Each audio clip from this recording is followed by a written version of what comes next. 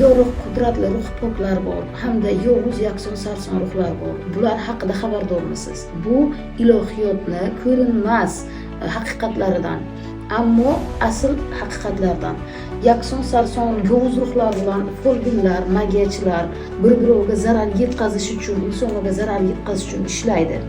Ana bu yovuz yakson sarson ruhlarni, jinlarni, devlarni ishga soladigan ana folbinlarni ishi bo'ladi. Ammo odamlar ana suvga shakar solgan ta'mini ichib ko'rmaganday ko'rinmaydi. Xuddi shunday suvga tuz solinsa agar uni ta'mini ichib ko'rmasa bilmaganday bilmaydi. Yana yorug' qudratli ruh poklar bor. Bular avliyolar, payg'ambarlar va Alloh sevganlar.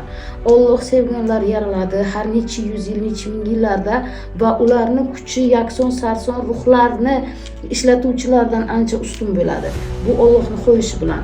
Bular minglab, 10 minglab misol yillar, vaqtlar masofa orasida dunyoga keladi.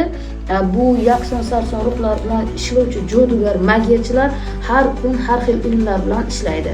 Bu ilmlar bilan ishlaydiganlarni albatta umri qisqa va har xil muammolarga botgan bo'ladi. Ammo yorug' ruhlar bilan ishlaydiganlar, avliyo payg'ambarlardan kuch olib, ular bilan ishlab Allohdan insonlarga yaxshilik keltiradiganlarni hamisha Alloh panohida bo'ladi va Alloh o'zi qo'llaydi. Bu haqida bilishlaringiz shart. Odamzod shunday mavjudotki, bu narsani farqiga bormaydi. Fikringizni kommentariyalarda qoldiring.